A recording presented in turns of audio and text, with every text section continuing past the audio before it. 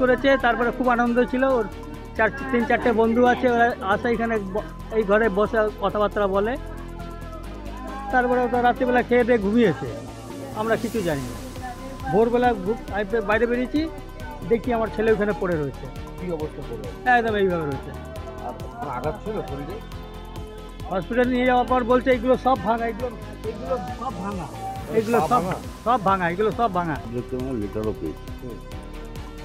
এবার সারাদিন খুব আনন্দ করেছে।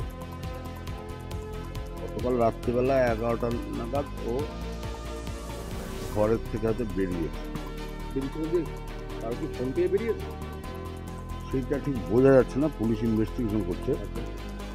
এবার বাড়ির লোক অতটা ভালোভাবে বলতে পারছে না। তারপরে ওখানে যেখানটায় ওর বলেছিল, মানে মারা যায়নি তখনও, একটু জ্ঞান ছিল, করছিল, ঘোঙাচ্ছিল, সেই জায়গাটা দেখা যাচ্ছে একটা পায়ের ওখানে একটা বড় গর্ত, এবং ওখানে যে ও পড়েছে সেইটা একটা কোমরের জায়গাটা অনেকটা নিচু হয়ে আছে।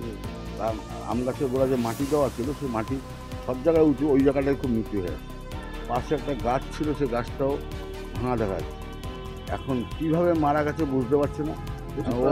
তার বাবা যেটা বলছেন যে শরীরের অধিকাংশ হাড় নাকি ভেঙে গিয়েছে।